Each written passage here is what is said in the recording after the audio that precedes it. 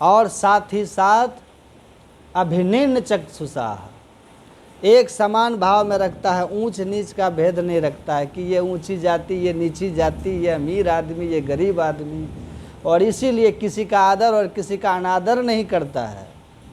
ऐसे जो होते हैं उनकी सेवा, उनकी पूजा मैं स्वीकार करता हूँ, उनसे मैं प्रसन्न रहता हूँ। तो आप अपने धन का, बहुत अमीर हैं, 500 रुपया दे दिया सत्संग में, बहुत गरीब है, 5 रुपया दे दिया, तो ऐसा मत समझिएगा कि वो बड़ा दानी हो गया, उसको ज़्यादा पुण्य हो गया 500 रुपया वाला को। अपने आमदनी की तुलना में वो कितना दिया ये निर्भर करता है कि आपको कितना पुण्य हुआ, कितना पुण्य हुआ। तो पहली बात क्या है कि जीवन में यज्ञ को समझिए, है ना। ये ज्ञान यज्ञ है। भगवान कृष्ण कहते हैं श्रेयान द्रव्यमयाद यज्ञाद ज्ञान यज्ञ परम तपः। हे तपस्वी अर्जुन, ये ज्ञान यज्ञ है, सत्संग है, ये दुनिया के सारे द्रव्यमय यज्ञों से श्रेष्ठ है ज्ञान यज्ञ। इस यज्ञ में आपका एक एक क्षण अगर लगा है ना, तन से, मन से, धन से, समय से, आप आकर के यहाँ बैठ कर के सत्संग सुन रहे हैं, तो ये जीवन का सार्थक समय है कि नहीं। ये जीवन का सार्थक समय, पूरा पुण्य प्रकट भयो सत्संग के बीच में आए पड़ी। सौभाग्य जगे जब संत मिले, वही शुभ दिन और वही शुभ घड़ी। यही शुभ दिन है और यही शुभ घड़ी है जब सत्संग मिला है। का हनुमंत विपत्ति प्रभु सोई, और जब तब सुमिरन भजन न होई। हनुमान जी कहते हैं कि जिस क्षण में भगवान आपके बारे में नहीं सुनूं, आपका भजन ध्यान नहीं करूं, आपकी मैं चर्चा नहीं करूं, वो समझिए विपत्ति के क्षण है। और सुख के क्षण क्या है, सौभाग्य के क्षण क्या है, जब सत्संग के बीच में आए पड़ी, ये सौभाग्य जगह। गुरु महाराज कहते हैं मन विषयों में ही लागे, सत्संगति से हटि भागे, मोको करो सभागे। मेरा मन जो है संसार के सुख के पीछे भागता है, संसारिक चीज़ों में भागता है, मोकों सत्संग में नहीं लगता। मोकों करो सभागे, आप मुझे सौभाग्यशाली बना दीजिए, आप आगा हूँ मैं। कैसे सौभाग्यशाली बनाइएगा, सत्संग में लगा दो, सत्संग में लगा दो। भगवान शिव क्या कहते हैं, बार बार बर मांग हो, हरस देहु श्री रंग, पद सरोज अनुपायनी भक्ति सदा सत्संग। हे परमात्मा, मुझ पर प्रसन्न अगर हैं तो भगवान शिव कहते हैं कि आप हमको अपनी भक्ति दे दीजिए, अपना सत्संग दे दीजिए, सत्संग और भक्ति दे दीजिए। तो सत्संग वरदान मांग रहे हैं। सोचिए कितनी ऊंची चीज़ है। आज जिसको मिल गया उसका भाग्य जग गया,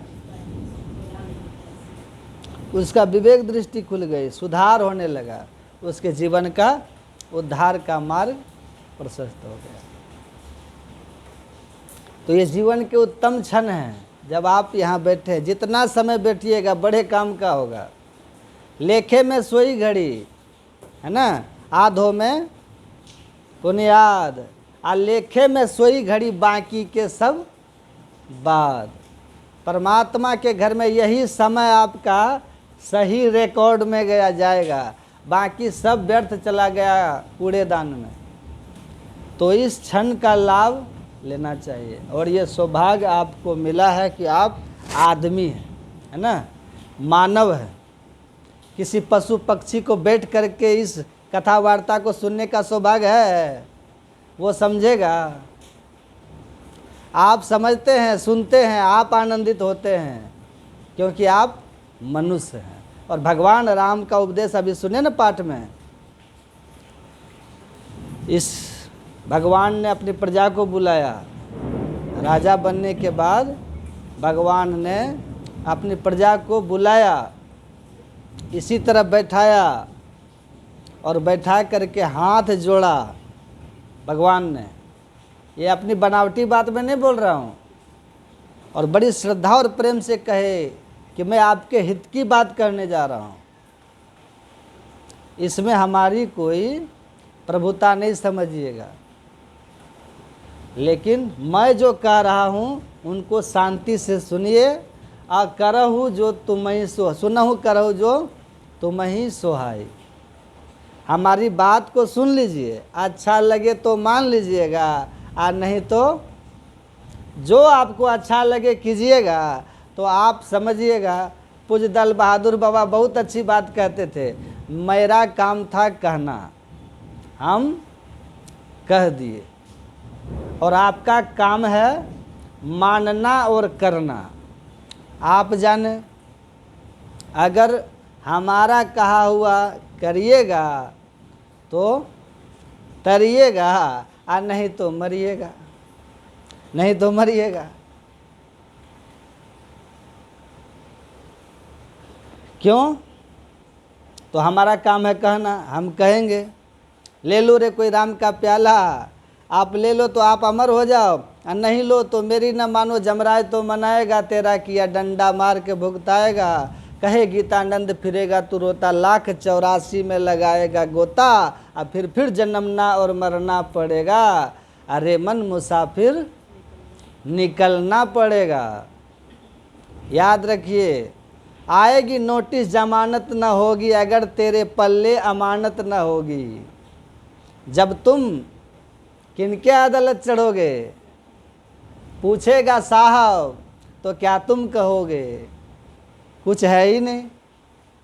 नोटिस तो आएगी ना, निकलना तो पड़ेगा ही ना, चतुराई तो नहीं चलेगी। यहाँ तो आती है कोर्ट की नोटिस, तो कहते हैं लोग की नहीं लेते हैं, नोटिस स्वीकार नहीं करते हैं 1-2 बार, तब ज़बरदस्ती आती है कि नहीं आओगे तो पकड़ के लाया जाएगा, और ना नोटिसे नहीं लो तो अदालत को होगा कि नोटिस नहीं मिला, तो कैसे आते। तो बाद में वारंट आता है तो 1-2 नोटिस तो आप लौटा देते हो, लेकिन उसकी नोटिस नहीं लौटा सकोगे। जमराज की नोटिस कोई नहीं लौटा सकता। एक नौजवान था, रह करके कहीं पढ़ रहा था, अचानक जमराज वहाँ आ गए। कहा कि आप कौन हैं? कहा हम जमराज हैं। चलो। कहा क्यों आए हैं? कहा जमराज क्यों आते हैं, ले जाने आते हैं। कह रहे महाराज अभी तो हम जवान हुए ही हैं, सपना ही जीवन का हम देख रहे हैं, और आप आ गए सपना लूटने हमारा। कहा हम ऐसे ही आ जाते हैं जी, कुछ सूचना हम नहीं देते, टाइम हो गया हम आ गए, आपको अब चलना होगा।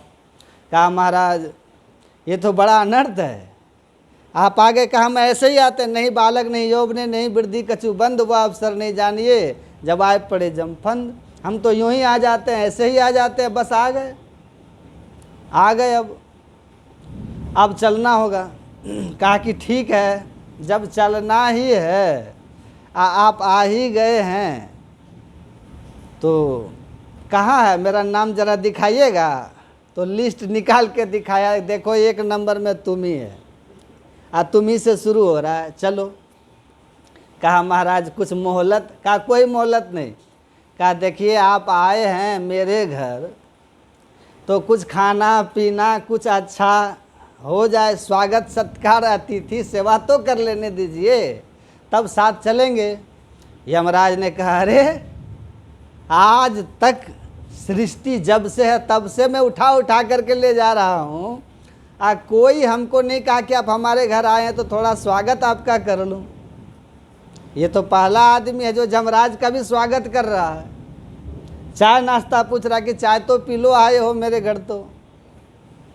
यमराज ने बड़े प्रसन्न हुआ, कहा ठीक है ठीक है ठीक है, चलो भाई एक बार हम भी स्वागत का आनंद लें, चाय पिलाओ।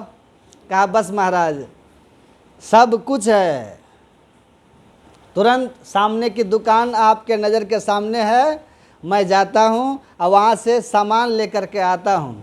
यमराज का वैसे भी तुम भाग नहीं पाओगे, वैसे भी कहीं भाग नहीं पाओगे, जाओ लेके आओ। यमराज को बैठा दिया, लड़का गया और वहाँ से एक मेडिकल की दुकान से नींद की गोली लेकर के आया। आज यमराज को गर्मी का समय था, पंखा के नीचे बैठे हुए थे, और चाय में ढेर सारा नींद की गोली मिला करके यमराज को पिला दिया। और यमराज चाय पी करके सो गए, नींद आ गई। और ये लड़का तो बड़ा चतुर था, लिस्ट लिया और व्हाइटनर होता न मिटाने वाला, ऊपर व्हाइटनर मार दिया और नीचे व्हाइटनर मार दिया, और नीचे वाला नाम ऊपर लिख दिया, अपना नाम सबसे नीचे कर दिया। समझे? यमराज जगे, उठ करके ये लड़का कहता है कि महाराज जग गए। बोले आह बड़ा आनंद आया पुत्र, तुमने चाय पिलाई, पंखा के नीचे हमको सोने का बिछावन दिया, सोने के लिए बिछावन की व्यवस्था की, तो मैं बड़ा खुश हूँ तुम्हारी सेवा से। लड़का कहता महाराज आप यमराज हैं, हमने आपका स्वागत किया, अब आपके लिस्ट में जो व्यवस्था है उस व्यवस्था के हिसाब से आप ले चलिए, जिनको जिनको आज नंबर आ गया है ले चलिए। यमराज जगे, यमराज ने कहा सुनो, लिस्ट उस्ट का बात जो है इसको छोड़ो, जो हुआ तो है ही, लेकिन अब हम विचार छोड़ दिए हैं। कहा क्यों? तुमने हमारा बड़ा स्वागत किया, आदर किया, तो हमारा भी तो कुछ कर्तव्य बनता है ना। भगवान प्रेम के प्याले पढ़कर प्रभु को नियम बदलते देखा, भगवान भक्त के प्रेम में पढ़ करके नियम बदल देते हैं, तो हम भी तो यमराज भगवान के ही अनुचर हैं। तुमने मुझे प्रेम दिया है तो हमने भी कुछ नियम में बदलाव कर दिया है। बेटा अब हमने निश्चय किया है कि अब ऊपर से नहीं, लिस्ट में नीचे से उठाएंगे, नीचे से उठाएंगे। तो यमराज के आगे तो आपकी तेजी नहीं चलने वाली है। आप ऊपर नाम करो नीचे नाम करो, यमराज कहीं से भी पकड़ लेंगे, तो वो पकड़ लेंगे। तो संत लोग यही कहते हैं कि भगवान राम को कहना पड़ गया कि सुनहूँ, सुनिए हमारी बात, आप सुनिए लेकिन कीजिए, करना वही जो आपको सुहाए, क्योंकि हमको पता है कि आपको जो अच्छा लगेगा वही कीजिएगा। तो ध्यान से सुन करके और समझ लीजिए, अब विचार कर लीजिएगा। अगर मेरी बात अच्छी लगे तो अरे हारे में ही समझ बोध जो होई, रहनी ता सम करी लीजिए। अगर मेरी बात सुन के समझ के आपको लगे कि अच्छी बातें सुनाई गई है तो उससे हमारा हित होगा, तो आप अपने आचरण को, अपने रहनी को, व्यवहार को, अपने जीवन को उसके अनुसार कर लीजिएगा। और अगर लगे कि मेरे बात में कुछ अच्छी नहीं थी तो आप उसको छोड़ दीजिएगा। तो भगवान राम कहते हैं, क्या कहते हैं कि याद रखिए, बड़े भाग मानुष तन पावा, सुर दुर्लभ सब ग्रंथ ही गावा। और क्या कहा? साधन धाम मोक्ष कर द्वारा, अपाय न जेहि परलोक संवारा। फिर कहा सो परत्र दुख पावई, सिर धुन धुनि पछताय, अकाल ही कर्म ही ईश्वर ही मिथ्या दोष लगाए। भगवान राम ने अपने प्रजाओं से कहा कि सुनो, बड़े भाग मानुष तन पावा। ये जो मानव का शरीर हमको मिला है ना, आपको मिला है, ये बड़े भाग से मिला है। और कैसा है? सुर दुर्लभ। सुर मतलब देवता, दुर्लभ मतलब जो बड़ी कठिनाई से मिलता हो। जो शरीर देवताओं को भी बड़ी कठिनाई से मिलता है उसको कहते हैं सुर दुर्लभ, है ना। ये मानव तन है जिसके लिए देवता भी हैं लालायित। तूने मानव तन ऐसा है पाया, ऐसा कोटि जन्म भटका जब खाया। करोड़ों जन्म के भटका खाने के बाद ये मानव तन मिला है। भगवान राम कहते हैं याद रखना, बड़ा आराम से नहीं मिला है आपको। आकर 4,84,000 जोनि ब्रह्मत यह जीव अविनाशी, फिरत सदा माया कर प्रेरा, काल कर्म स्वभाव गुण घेरा। कबहू करी करुणा नरदेही, देत इस बिनु हेतु सन। आपने ये मनुष्य शरीर पाया है। आप कौन है?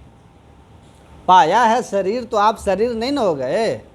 हमने ये गमछा पाया तो हम गमछा हैं।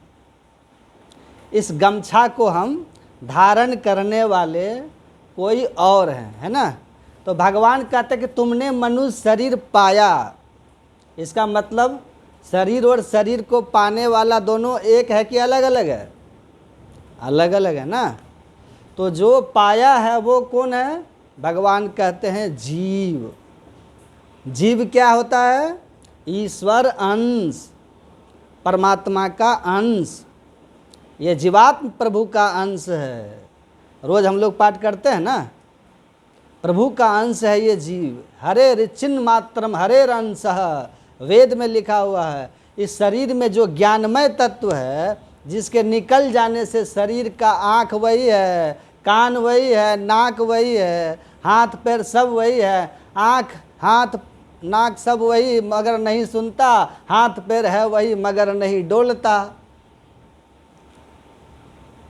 पकड़ी ले गया जम चले ना जोर है, अरे हारे पलटू निकल गया असवार शहर में शोर है। घोड़ा पर सवारी अलग होता है, घोड़ा अलग होता है, वैसे ये शरीर में रहने वाला जीव इस शरीर पर सवारी है। जम पकड़ के लेके चला गया शहर, अब क्या है? इस आँख कान सब वही है मगर अब देखना सुनना बंद हो गया। वेद भगवान कहते हैं इस शरीर में रहने वाला जो ज्ञानमय तत्व है, जो आँख से देखता है कि काला पीला हरा नीला क्या है, कान से जो सुनता है कि हिंदी अंग्रेजी बड़ाई निंदा गाली क्या बोला जा रहा है, हिंदी अंग्रेजी उर्दू, हैं? कौन सुनने वाला जो है? कान से शब्द को सुनने वाला, आँख से देखने वाला, नाक से सूंघने वाला कि सुगंध है कि दुर्गंध है, जिभ्या से खट्टा मीठा तीता हरा चरफरा का स्वाद लेने वाला, त्वचा से ठंडा गर्म अनुभव करने वाला, जो था वो निकल गया। अब इसको कुछ नहीं पता है, ये जड़ हो गया, मुर्दा हो गया। तो मुर्दा हो गया जिस ज्ञानमय पदार्थ को निकल जाने से, वो ईश्वर अंश है, वो जीव है, वो शरीर का सार है। बीज खेत में डालिए पौधा हो जाता है, आप बीज को थोड़ा भूंज दीजिए उसमें कीड़ा लग जाता है, होता है कुछ? होता है? पौधा निकलता है। क्यों? क्योंकि गर्म करने से बीज के अंदर जो जीवनी शक्ति थी ना, जो सार था, जो चेतन था, वो मर गया, निकल गया, वो उससे निकल गया। इसीलिए बीज अब मुर्दा हो गया है। समझ रहे हैं? उसमें अब जन्म देने की क्षमता नहीं है। तो इसमें जो वेद भगवान कहते हैं कि इस शरीर में जो ज्ञानमय अंश है, ज्ञानमय तत्व है, वो परमात्मा का अंश है, उसको जीव कहते हैं। तो जीव क्या है? कि अविनाशी है। ईश्वर अंश जीव अविनाशी, इसका नाश नहीं होता है। भगवान कृष्ण कहे ना, वसांसि जीर्णानि यथा विहाय नवानि गृह्णाति नरोपनानि तथा शरीराणि विहाय जीर्णान्यन्यानि संयाति नवानि देहि। कहते हैं पुराना कपड़ा को खोल दिए, नया कपड़ा पहन लिए। आपको याद है कितना कपड़ा पहने हैं और कितना छोड़े हैं? कौन कौन रंग का कपड़ा कब कब पहने, कब कब छोड़े, आज तक बता सकते हैं? उसी तरह ये जीव कितना शरीर धारण किया, कितना छोड़ा, कहाँ से याद रहेगा? जब इस जन्म के कपड़े याद नहीं आपको, तो कहाँ से याद रहेगा? तो शरीर जो है ना, वस्त्र की तरह है। जीव इसको धारण करता है, छोड़ता है, धारण करता है, और कर्मानुसार वो अनेक तरह का वस्त्र धारण करता है। कितना वस्त्र? तो भगवान राम कहते हैं आकर 4,84,84,000 तरह का कपड़ा है, सब आपको पहनना है। धोती साड़ी जितना भी है, फुल पैंट शर्ट से लेकर के सारे कपड़े 84 लाख तरह के हैं, सब पहनना होगा। पशु पक्षी कृमि आदि की योनिन में भर में बहुबार हो। जितने जीव हैं सब के सब वस्त्र हैं, जीव उसको धारण करता है।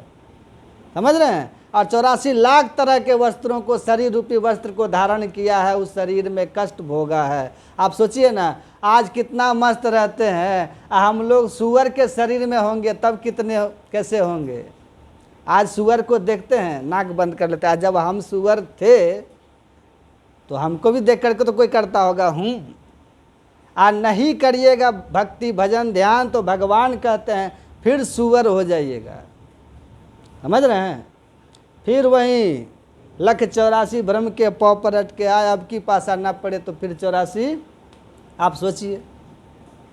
तो भगवान कहते हैं आसानी से ये नहीं मिला आपको तन, 84 लाख जोनी में भटक करके फिर ये मानव तन मिला है। ये देव दुर्लभ तन है, और इस दुर्लभ तन को पाकर क्या करना चाहिए? क्या करना चाहिए? पाई न जही परलोक सवारा। परलोक संवार लीजिए, मोक्ष संवार लीजिए। मोक्ष का अर्थ क्या होता है? दुख से छूट जाना। और सबसे बड़ा दुख क्या है? आवागमन। क्योंकि देह होगा तो रोग होगा, देह होगा तो एक्सीडेंट होगा, देह होगा तभी किसी तरह के जीवन में आपदा विपदा कोरोना फोरोना सब आएगी। हमको शरीर पर हमला करेगा तो हमको कष्ट होगा। तो दैहिक दैविक भौतिक जितने तरह के दुख है संसार में, वे सबके सब देह के कारण होते हैं। इसलिए कहा कि जन्म मरण में देह पकड़ो देह छोड़ो, देह पकड़ो देह छोड़ो। और ये क्रम अनंत काल से चल रहा है। आज जन्म लेने में भी अपार दुख, माँ के गर्भ में भी दुख, और मरने के समय भी दुख। अब बीच में तो कितने दुख हैं ये आप लोग भोग ही रहे हैं, हम लोग अनुभव कर ही रहे हैं। देख रहे हैं कोरोना है जा क्या क्या है ना। तो इन सब दुखों से छूटने के लिए आपको जन्म मरण के चक्र से मुक्त होना पड़ेगा, और इसी के लिए परलोक संवारिए, मोक्ष के द्वार को ढूंढिए। वही स्वामी रामतीर्थ ने कहा था,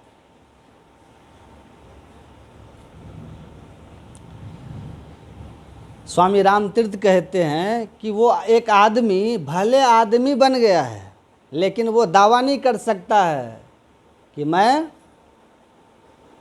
देव दुर्लभ तन में हूँ। कब वो दावा करेगा कि हम देव दुर्लभ तन में हैं? कब वो अनुभव करेगा कि हम देव दुर्लभ तन में हैं? कहा जब वो मोक्ष के द्वार को खोज लेगा। जैसे उस मोक्ष के द्वार को खोजता है, उस द्वार को खोजते ही गुरु महाराज कहते हैं दिव्य चक्षु सोचरज पे के या जग सुख तुच्छ कर लेके होत महाधुन अनहत केरा सुरत सुनत सुख लहत घनेरा। एक क्षण अगर उस सूक्ष्म द्वार में प्रवेश कर गए, मोक्ष के द्वार में चले गए, जो आपके शरीर में भगवान ने बनाया है, और वह रास्ता किसी देवता के शरीर में भी नहीं है। इसीलिए देवता भी अपने पुण्यों का भोग करते हैं। और स्वर्गो स्वल्पंत दुखदायी, पुण्य छिन्न होता है पतानंते महादुखम परितापा सुदारुण स्वर्गा भाजस चरंती है तस्मात् स्वर्ग न काम है। वो फिर इसी दुख में संसार चक्र में फंस जाते हैं देवता भी। लेकिन मनुष्य के शरीर में मोक्ष का द्वार है। अगर इस द्वार में आप गुरु की बताए कर्णधार सदगुरु दृढ़नावा की युक्ति से प्रवेश कर गए ना, तो आप बहुत विशेष अवस्था में पहुंच जाइएगा।